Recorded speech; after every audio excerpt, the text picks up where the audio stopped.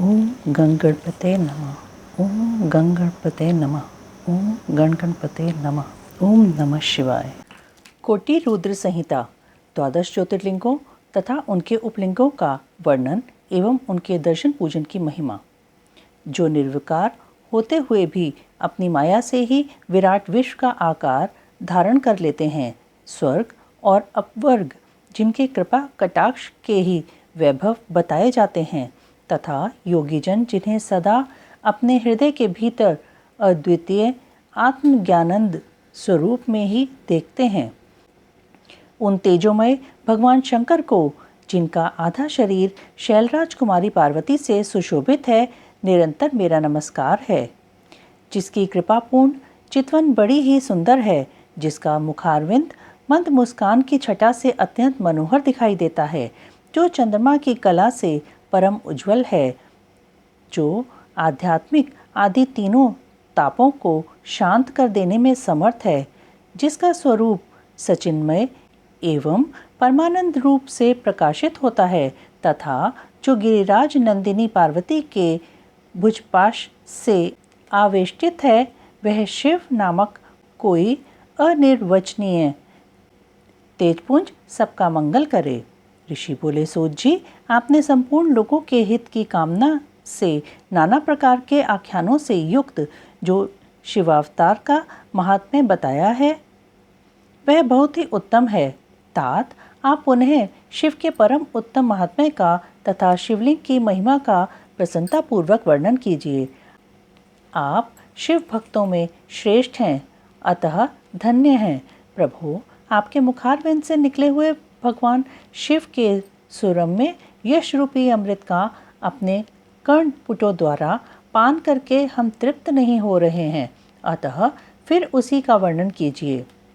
व्यास शिष्य, भूमंडल में तीर्थ तीर्थ में जो शुभलिंग हैं, अथवा अन्य स्थलों में भी जो प्रसिद्ध शिवलिंग विराजमान हैं, परमेश्वर शिव के उन सभी दिव्य लिंगों का समस्त लोगों के हित की इच्छा से आप वर्णन कीजिए। सूत जी ने कहा, महर्षियों, संपूर्ण तीर्थ लिंगमय है, सब कुछ लिंग में ही प्रतिष्ठित है। उन शिवलिंगों की कोई गणना नहीं है, तथापि मैं उनका किंचित वर्णन करता हूँ। जो कोई भी दृश्य देखा जाता है तथा जिसका वर्णन एवं स्मरण किया जाता है, वह सब भगवान शिव का ही रूप है। कोई भी वस्तु शिव के स्वरूप से भिन्न नहीं है। साधु शिरोमणियों, भगवान शंभु ने सब लोगों पर अनुग्रह करने के लिए ही देवता, असुर और मनुष्यों सहित तीनों लोगों को लिंग रूप से व्याप्त कर रखा है। समस्त लोगों पर कृपा करने के उद्देश्य से ही भगवान महेश्वर तीर्थ तीर्थ में और अन्य स्थलों में भी नाना प्रकार के लिंग धारण करते हैं। जहाँ जहाँ जब जब भक्तों ने भक्ति पूर्वक भगवान शंभु का स्मरण किया, तहाँ तहाँ तब तब अवतार ले कार्य करके वे स्थित हो गए। लोगों का उपकार करने के लिए उन्होंने स्वयं अपने स्वरूपभूत लिंग की कल्पना की। उस लिंग की पूजा करके शिव भक्त पुरुष अवश्य सिद्धि प्राप्त कर लेता है। ब्राह्मणों, भूमंडल में जो लिंग है उनकी गणना नहीं हो सकती, तथापि प्रधान प्रधान शिवलिंगों का परिचय देता हूँ। मुनिश्रेष्ठ, शौनक, इस भूतल पर जो मुख्य मुख्य ज्योतिर्लिंग है उनका आज मैं वर्णन करता हूँ। उनका नाम सुनने मात्र से पाप दूर हो जाता है। सौराष्ट्र में सोमनाथ, श्रीशैल पर मल्लिकार्जुन, उज्जैनी में महाकाल, ओंकार तीर्थ में परमेश्वर, हिमालय के शिखर पर केदार, डाकिनी में भीमशंकर, वाराणसी में विश्वनाथ, गोदावरी के तट पर त्र्यंबक, चिताभूमि में वैद्यनाथ, दारुकावन में नागेश, सेतुबंध में रामेश्वर तथा शिवालय में घुष्मेश्वर का स्मरण करें। जो प्रतिदिन प्रातःकाल उठकर इन 12 नामों का पाठ करता है, वह सब पापों से मुक्त हो संपूर्ण सिद्धियों का फल प्राप्त कर लेता है। मुनीश्वरों, जिस जिस मनोरथ को पाने की इच्छा रखकर श्रेष्ठ मनुष्य इन 12 नामों का पाठ करेंगे, वे इस लोक और परलोक में उस मनोरथ को अवश्य प्राप्त करेंगे। जो शुद्ध अंतःकरण वाले पुरुष निष्काम भाव से इन नामों का पाठ करेंगे, उन्हें कभी माता के गर्भ में निवास नहीं करना पड़ेगा। इन सब के पूजन मात्र से ही इहलोक में समस्त वर्णों के लोगों के दुखों का नाश हो जाता है और परलोक में उन्हें अवश्य मोक्ष प्राप्त होता है। इन 12 ज्योतिर्लिंगों का नैवेद्य यत्नपूर्वक ग्रहण करना चाहिए। ऐसा करने वाले पुरुष के सारे पाप उसी क्षण जलकर भस्म हो जाते हैं। यह मैंने ज्योतिर्लिंगों के दर्शन और पूजन का फल बताया। अब ज्योतिर्लिंगों के उपलिंग बताए जाते हैं। मुनीश्वरों, ध्यान देकर सुनो। सोमनाथ का जो उपलिंग है उसका नाम अंतकेश्वर है। वह उपलिंग मही नदी और समुद्र के संगम पर स्थित है। मल्लिकार्जुन से प्रकट उपलिंग रुद्रेश्वर के नाम से प्रसिद्ध है। वह भृगु कक्ष में स्थित है और उपासकों को सुख देने वाला है। महाकाल संबंधी उपलिंग दुग्धेश्वर या दूधनाथ के नाम से प्रसिद्ध है। वह नर्मदा के तट पर तथा समस्त पापों का निवारण करने वाला कहा गया है। ओमकारेश्वर संबंधी उपलिंग कर्दमेश्वर के नाम से प्रसिद्ध है। वह बिंदु सरोवर के तट पर है और उपासक को संपूर्ण मनोवांछित फल प्रदान करता है। केदारेश्वर संबंधी उपलिंग भूतेश्वर के नाम से प्रसिद्ध है और यमुना तट पर स्थित है। जो लोग उसका दर्शन और पूजन करते हैं उनके बड़े से बड़े पापों का वह निवारण करने वाला बताया गया है। भीमशंकर संबंधी उपलिंग भीमेश्वर के नाम से प्रसिद्ध है। वह भी सहम पर्वत पर ही स्थित है और महान बल की वृद्धि करने वाला है। नागेश्वर संबंधी उपलिंग का नाम भी भूतेश्वर ही है। वह मल्लिका सरस्वती के तट पर स्थित है और दर्शन करने मात्र से सब पापों को हर लेता है। रामेश्वर से प्रकट हुए उपलिंग को गुप्तेश्वर और घुष्मेश्वर से प्रकट हुए उपलिंग को व्याघ्रेश्वर कहा गया है। ब्राह्मणों, इस प्रकार यहाँ मैंने ज्योतिर्लिंगों के उपलिंगों का परिचय दिया। ये दर्शन मात्र से पापहारी तथा संपूर्ण अभीष्ट के दाता होते हैं। मुनिवरों, ये मुख्यतः को प्राप्त हुए प्रधान प्रधान शिवलिंग बताए गए। अब अन्य प्रमुख शिवलिंगों का वर्णन सुनो। काशी आदि के विभिन्न लिंगों का वर्णन तथा अत्रीश्वर की उत्पत्ति के प्रसंग में गंगा और शिव के अत्रि के तपोवन में नित्य निवास करने की कथा। सूत जी कहते हैं, मुनीश्वरों, गंगा जी के तट पर मुक्तिदायिनी काशीपुरी सुप्रसिद्ध है। वह भगवान शिव की निवास स्थली मानी गई है। उसे शिवलिंगमय ही समझना चाहिए। इतना कहकर सूत जी ने काशी के अभिमुक्त कृतिवासेश्वर, तिलभांडेश्वर, दशाश्वमेघ आदि और गंगा सागर आदि के संगमेश्वर, भूतेश्वर, नारीश्वर, वटुकेश्वर, पूरेश्वर, सिद्धनाथेश्वर, दूरेश्वर, श्रृंगेश्वर, वैद्यनाथ, जपेश्वर, गोपेश्वर, रंगेश्वर, वामेश्वर, नागेश, कामेश, विमलेश्वर, प्रयाग के ब्रह्मेश्वर, सोमेश्वर, भारद्वाजेश्वर, शूलकंटकेश्वर, माधवेश तथा अयोध्या के नागेश आदि अनेक प्रसिद्ध शिवलिंगों का वर्णन करके अत्रीश्वर की कथा के प्रसंग में यह बतलाया कि अत्रि पत्नी अनसुईया पर कृपा करके गंगा जी वहाँ पधारी। अनसुईया ने गंगा जी से सदा वहाँ निवास करने के लिए प्रार्थना की। तब गंगा जी ने कहा, अनसुईये, यदि तुम 1 वर्ष तक की हुई शंकर जी की पूजा और पति सेवा का फल मुझे दे दो तो मैं देवताओं का उपकार करने के लिए यहाँ सदा ही स्थित रहूँगी।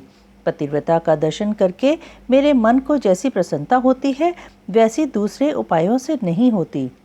सती अनसुईये, यह मैंने तुमसे सच्ची बात कही है। पतिव्रता स्त्री का दर्शन करने से मेरे पापों का नाश हो जाता है और मैं विशेष शुद्ध हो जाती हूँ, क्योंकि पतिव्रता नारी पार्वती के समान पवित्र होती है।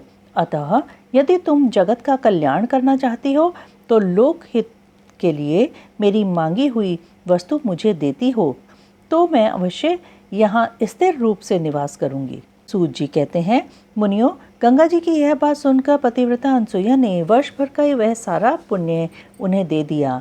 अनसुईया के पतिव्रत संबंधी उस महान कर्म को देखकर भगवान महादेव जी प्रसन्न हो गए और पार्थिव लिंग से तत्काल प्रकट हो उन्होंने साक्षात दर्शन दिया। शंभु बोले, साध्वी अनसुईये, तुम्हारा यह कर्म देखकर मैं बहुत प्रसन्न हूँ। प्रिय पतिव्रते, वर मांगो, क्योंकि तुम मुझे बहुत ही प्रिय हो। उस समय वे दोनों पति पत्नी अद्भुत सुंदर आकृति एवं पंचमुख आदि से युक्त भगवान शिव को वहां प्रकट हुआ देख बड़े विस्मित हुए। उन्होंने हाथ जोड़कर नमस्कार और स्तुति करके बड़े भक्ति भाव से भगवान शंकर का पूजन किया। फिर उन लोक कल्याणकारी शिव से कहा। ब्राह्मण दंपति बोले, देवेश्वर, यदि आप प्रसन्न हैं और जगदम्बा गंगा भी प्रसन्न हैं तो आप इस तपोवन में निवास कीजिए और समस्त लोगों के लिए सुखदायक हो जाइए। तब गंगा और शिव दोनों ही प्रसन्न हो उस स्थान पर जहाँ वे ऋषि शिरोमणि रहते थे प्रतिष्ठित हो गए। इन्हीं शिव का नाम वहाँ अत्रीश्वर हुआ। ऋषिका पर भगवान शिव की कृपा। एक असुर से उसके धर्म की रक्षा करके उसके आश्रम में नंदिकेश नाम से निवास करना और वर्ष में एक दिन गंगा का भी वहां आना। तदंतर श्री सूत जी ने जब बहुत से शिवलिंगों के कथा प्रसंग सुना दिए तब ऋषियों ने पूछा, महामते सूत जी, वैशाख शुक्ला सप्तमी के दिन गंगा जी नर्मदा में कैसे आईं? इसका विशेष रूप से वर्णन कीजिए। वहाँ महादेव जी का नाम नंदिकेश्वर कैसे हुआ? इस बात को भी प्रसन्नता पूर्वक बताइए। सूत जी ने कहा, महर्षियों, एक ब्रह्माणी थी जिसका नाम ऋषिका था। वह किसी ब्राह्मण की पुत्री थी और एक ब्राह्मण को ही विधि पूर्वक ब्याही गई थी। विप्रवरों, यद्यपि वह द्विज पत्नी उत्तम व्रत का पालन करने वाली थी, तथापि अपने पूर्व जन्म में किसी अशुभ कर्म के प्रभाव से बाल वैधव्य प्राप्त हो गई। तब वह ब्राह्मण पत्नी ब्रह्मचर्य व्रत के पालन में तत्पर हो पार्थिव पूजन पूर्वक अत्यंत कठोर तपस्या करने लगी। उस समय अवसर पाकर मूर नाम से प्रसिद्ध एक दुष्ट और बलवान असुर, जो बड़ा मायावी था, काम बाण से पीड़ित होकर वहां गया। उस अत्यंत सुंदरी कामिनी को तपस्या करती देख वह असुर उसे नाना प्रकार के लोभ दिखाता हुआ उसके साथ संभोग की याचना करने लगा। मुनीश्वरों, परंतु उत्तम व्रत का पालन करने तथा शिव के ध्यान में तत्पर रहने वाली वह साध्वी नारी काम भाव से उस पर दृष्टि न डाल सकी। तपस्या में लगी हुई उस ब्राह्मणी ने उस असुर का सम्मान नहीं किया, क्योंकि वह अत्यंत तपोनिष्ठ और शिव ध्यान परायणा थी। उस कृशांगी युवती से तिरस्कृत हो उस दैत्यराज मूर ने उसके ऊपर क्रोध प्रकट किया और फिर अपना विकट रूप उसे दिखाया। इसके बाद उस दुष्ट आत्मा ने भयदायक दुर्वचन कहा और उस ब्राह्मण पत्नी को बार त्रास देना आरंभ किया। उस समय वह उसके भय से थर्रा उठी और अनेक बार स्नेहपूर्वक शिव शिव की पुकार करने लगी। उस तनवंगी द्विज पत्नी ने भगवान शिव का पूर्णतया आश्रय ले रखा था। शिव का नाम जपने वाली वह नारी अत्यंत विवल हो अपने धर्म की रक्षा के लिए भगवान शंभु की ही शरण में गई। प्रतिष्ठा तथा उस ब्राह्मणी को आनंद प्रदान करने के लिए भगवान शिव वहां प्रकट हो गए। भक्तवत्सल परमेश्वर शंकर ने उस काम बेवल दैत्यराज मूर को तत्काल भस्म कर दिया और ब्राह्मणी की ओर कृपा दृष्टि से देखकर भक्त की रक्षा के लिए दच्चित हो कहा, वर मांगो। महेश्वर का यह वचन सुनकर उस साध्वी ब्राह्मण पत्नी ने उनके उस आनंदजनक मंगलमय स्वरूप का दर्शन किया। फिर सबको सुख देने वाले परमेश्वर शंभु को प्रणाम करके शुद्ध अंतःकरण वाली उस साध्वी ने हाथ जोड़ मस्तक झुकाकर उनकी स्तुति की। ऋषिका बोली, देव देव महादेव, शरणागत वत्सल, आप दीनबंधु हैं, भक्तों की सदा रक्षा करने वाले ईश्वर हैं। आपने मूर नामक असुर से मेरे धर्म की रक्षा की है, क्योंकि आपके द्वारा यह दुष्ट असुर मारा गया। ऐसा करके आपने संपूर्ण जगत की रक्षा की है। अब आप मुझे अपने चरणों की परम उत्तम एवं अनन्य भक्ति प्रदान कीजिए। नाथ, यही मेरे लिए वर है, इससे अधिक और क्या हो सकता है। प्रभु महेश्वर, मेरी दूसरी प्रार्थना भी सुनिए। आप लोगों के उपकार के लिए यहाँ सदा स्थित रहिए।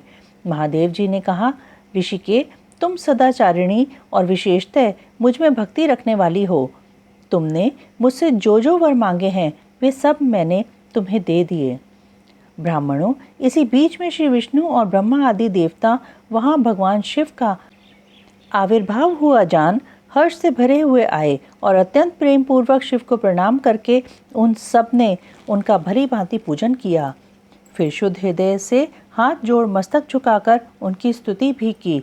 इसी समय साध्वी देवनदी गंगा उस ऋषिका से उसके भाग्य की सराहना करती हुई प्रसन्नचित हो बोली।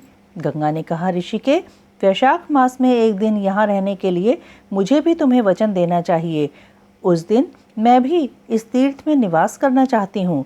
सूत जी कहते हैं, महर्षियों, गंगा जी की यह बात सुनकर उत्तम व्रत का पालन करने वाली सती साध्वी ऋषिका ने लोकहित के लिए प्रसन्नता पूर्वक कहा, बहुत अच्छा, ऐसा हो। भगवान शिव ऋषिका को आनंद प्रदान करने के लिए अत्यंत प्रसन्न हो उस पार्थिव लिंग में अपने पूर्ण अंश से विलीन हो गए। यह देख सब देवता आनंदित हो शिव तथा ऋषिका की प्रशंसा करने लगे और अपने अपने धाम को चले गए। उस दिन से नर्मदा का वह तीर्थ ऐसा उत्तम और पावन हो गया तथा संपूर्ण पापों का नाश करने वाले शिव वहाँ नंदिकेश के नाम से विख्यात हुए। गंगा भी प्रतिवर्ष वैशाख मास की सप्तमी के दिन शुभ की इच्छा से अपने उस पाप को धोने के लिए वहाँ जाती हैं जो मनुष्यों से वे ग्रहण किया करती हैं। प्रथम ज्योतिर्लिंग सोमनाथ के प्रादुर्भाव की कथा और उसकी महिमा। तदंतर कपिला नगरी के रामेश्वर आदि की महिमा बताते हुए सूत जी ने समुद्र के तट पर स्थित गोकर्ण क्षेत्र के शिवलिंगों की महिमा का वर्णन किया। फिर महाबल नामक शिवलिंग का अद्भुत महात्म्य सुनाकर अन्य बहुत से शिवलिंगों की विचित्र महात्म्य कथा का वर्णन करने के पश्चात ऋषियों के पूछने पर वे ज्योतिर्लिंगों का वर्णन करने लगे। सूत जी बोले, ब्राह्मणों, मैंने सद्गुरु से जो कुछ सुना है वह ज्योतिर्लिंगों का महात्म्य तथा उनके प्राकाट्य का प्रसंग अपनी बुद्धि के अनुसार संक्षेप से ही सुनाऊंगा। तुम सब लोग सुनो। मुने, ज्योतिर्लिंगों में सबसे पहले सोमनाथ का नाम आता है, अतः पहले उन्हीं के महात्म्य को सावधान होकर सुनो। मुनीश्वरों, महामना प्रजापति दक्ष ने अपनी अश्विनी आदि 27 कन्याओं का विवाह चंद्रमा के साथ किया था। चंद्रमा को स्वामी के रूप में पाकर वे दक्ष कन्याएं विशेष शोभा पाने लगीं तथा चंद्रमा भी उन्हें पत्नी के रूप में पाकर निरंतर सुशोभित होने लगे। उन सब पत्नियों में भी जो रोहिणी नाम की पत्नी थी, एकमात्र वही चंद्रमा को जितनी प्रिय थी उतनी दूसरी कोई पत्नी कदापि प्रिय नहीं हुई। इससे दूसरी स्त्रियों को बड़ा दुख हुआ। वे सब अपने पिता की शरण में गईं। वहां जाकर उन्होंने जो भी दुख था उसे पिता को निवेदन किया। द्विजों, वह सब सुनकर दक्ष भी दुखी हो गए और चंद्रमा के पास आकर शांतिपूर्वक बोले। दक्ष ने कहा, कलानिधे, तुम निर्मल कुल में उत्पन्न हुए हो। तुम्हारे आश्रम में रहने वाली जितनी स्त्रियां हैं उन सब के प्रति तुम्हारे मन में न्यूनाधिक भाव क्यों है? तुम किसी को अधिक और किसी को कम प्यार क्यों करते हो? अब तक जो किया सो किया, अब आगे फिर कभी ऐसा विषमतापूर्ण बर्ताव तुम्हें नहीं करना चाहिए, क्योंकि उसे नरक देने वाला बताया गया है। सूत जी कहते हैं, महर्षियों, अपने दामाद चंद्रमा से स्वयं ऐसी प्रार्थना करके प्रजापति दक्ष घर को चले गए। उन्हें पूर्ण निश्चय हो गया कि अब फिर आगे से ऐसा नहीं होगा। पर चंद्रमा ने प्रबल भावी से विवश होकर उनकी बात नहीं मानी। वे रोहिणी में इतने आसक्त हो गए थे कि दूसरी किसी पत्नी का कभी आदर नहीं करते थे। इस बात को सुनकर दक्ष दुखी हो फिर स्वयं आकर चंद्रमा को उत्तम नीति से समझाने तथा न्यायोचित बर्ताव के लिए प्रार्थना करने लगे। दक्ष बोले, चंद्रमा, सुनो, मैं पहले अनेक बार तुमसे प्रार्थना कर चुका हूँ, फिर भी तुमने मेरी बात नहीं मानी, इसलिए आज शाप देता हूँ कि तुम्हें क्षय का रोग हो जाए। सूत जी कहते हैं, दक्ष के इतना कहते ही क्षण भर में चंद्रमा क्षय रोग से ग्रस्त हो गए। उनके क्षीण होते ही उस समय सब और महान हाहाकार मच गया। सब देवता और ऋषि कहने लगे कि हाय हाय, अब क्या करना चाहिए?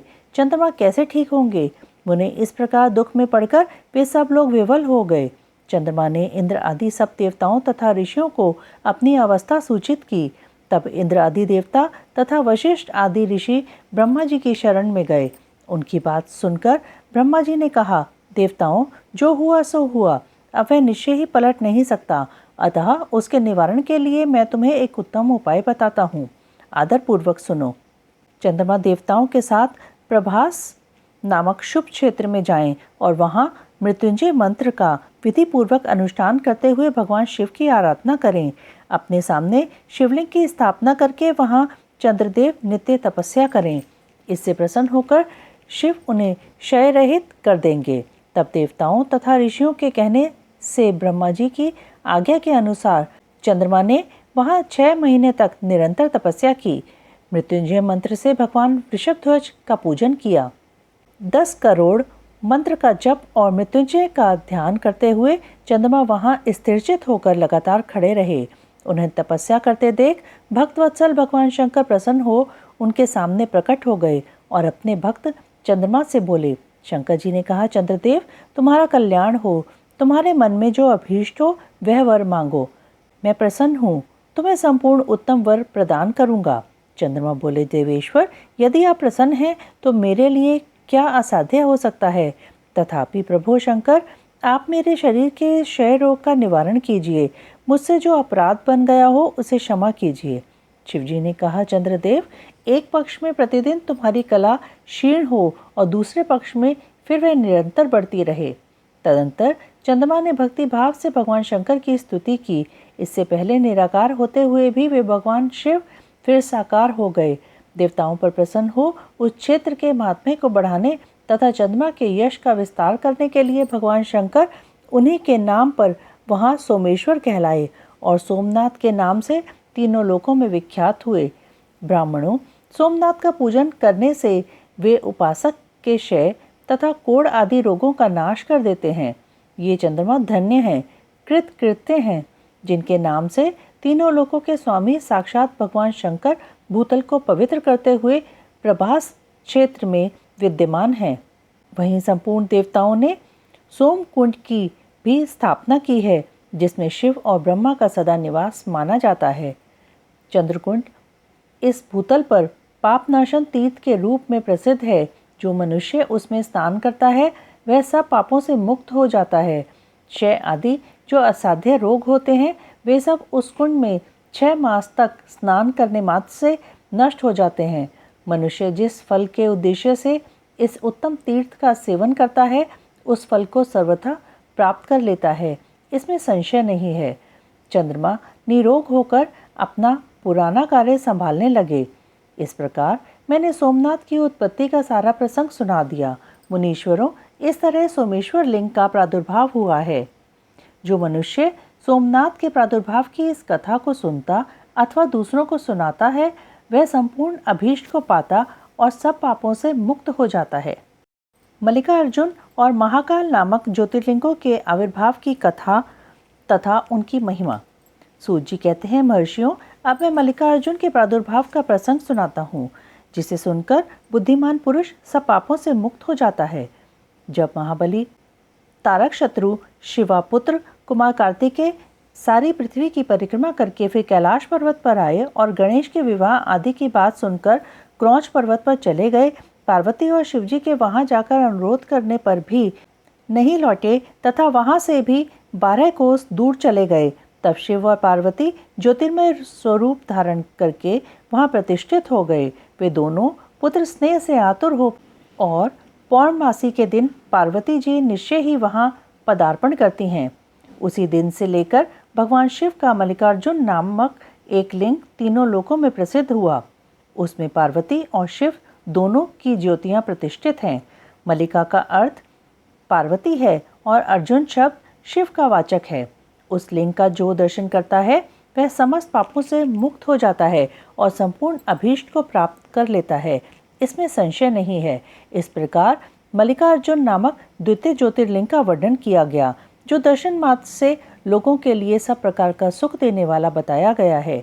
ऋषियों ने कहा, प्रभु, अब आप विशेष कृपा करके तीसरे ज्योतिर्लिंग का वर्णन कीजिए। सूत जी ने कहा, ब्राह्मणों, मैं धन्य हूँ, कृतकृत्य हूँ, जो आप श्रीमानों का संग मुझे प्राप्त हुआ। साधु पुरुषों का संग निश्चय ही धन्य है।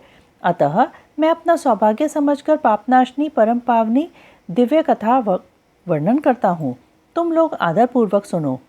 अवंती नाम से प्रसिद्ध एक रमणीय नगरी है, जो समस्त देहधारियों को मोक्ष प्रदान करने वाली है।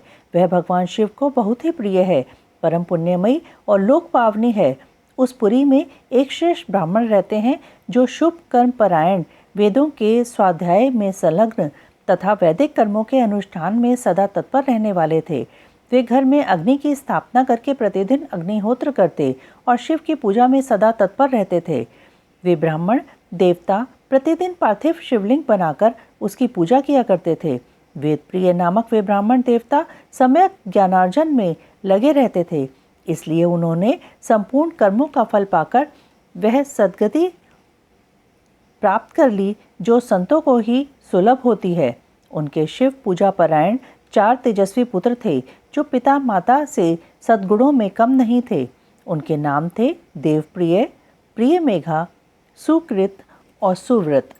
उनके सुखदायक गुण वहाँ सदा बढ़ने लगे। उनके कारण अवंती नगरी ब्रह्म तेज से परिपूर्ण हो गई थी। उसी समय रत्नमाल पर्वत पर दूषण नामक एक धर्मद्वेषी असुर ने ब्रह्मा जी से वर पाकर वेद, धर्म तथा धर्मात्माओं पर आक्रमण किया। अंत में उसने सेना लेकर अवंती, उज्जैन के ब्राह्मणों पर भी चढ़ाई कर दी।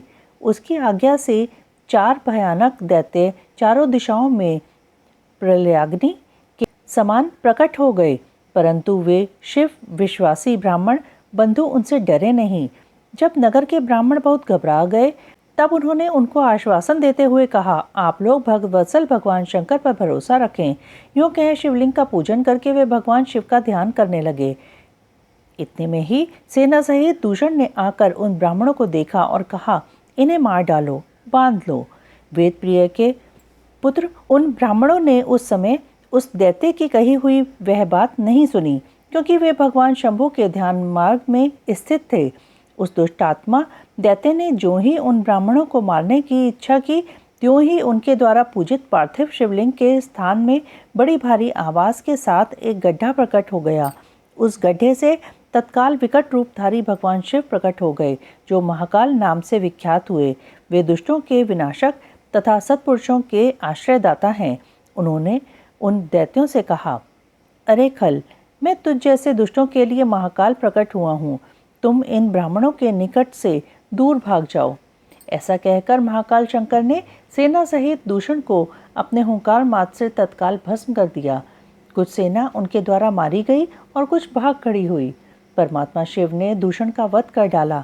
जैसे सूर्य को देखकर संपूर्ण अंधकार नष्ट हो जाता है, उसी प्रकार भगवान शिव को देखकर उसकी सारी सेना अदृश्य हो गई। देवताओं की दुंदुभियां बज उठीं और आकाश से फूलों की वर्षा होने लगी। उन ब्राह्मणों को आश्वासन दे सुप्रसन्न हुए स्वयं महाकाल महेश्वर शिव ने उनसे कहा, तुम लोग वर मांगो। उनकी वह बात सुनकर वे सब ब्राह्मण हाथ जोड़ भक्ति भाव से भली भांति प्रणाम करके नतमस्तक हो बोले। द्विजों ने कहा, महाकाल महादेव, दुष्टों को दंड देने वाले प्रभु शंभो, आप हमें संसार सागर से मोक्ष प्रदान करें। शिव, आप जन साधारण की रक्षा के लिए सदा यहीं रहें। प्रभु शंभो, अपना दर्शन करने वाले मनुष्यों का आप सदा ही उद्धार करें। जी कहते हैं, महर्षियों, उनके ऐसा कहने पर उन्हें सद्गति दे भगवान शिव अपने भक्तों की रक्षा के लिए उस परम सुंदर गड्ढे में स्थित हो गए। वे ब्राह्मण मोक्ष पा गए और वहां चारों ओर की एक एक कोस भूमि लिंग रूपी भगवान शिव का स्थल बन गई। वे शिव भूतल पर महाकालेश्वर के नाम से विख्यात हुए। ब्राह्मणों, उनका दर्शन करने से स्वप्न में भी कोई दुख नहीं होता। जिस जिस कामना को लेकर कोई उस लिंग की उपासना करता है, उसे वह अपना मनोरथ प्राप्त हो जाता है तथा परलोक में मोक्ष भी मिल जाता है। ओम नमः शिवाय, ओम नमः शिवाय, ओम नमः शिवाय।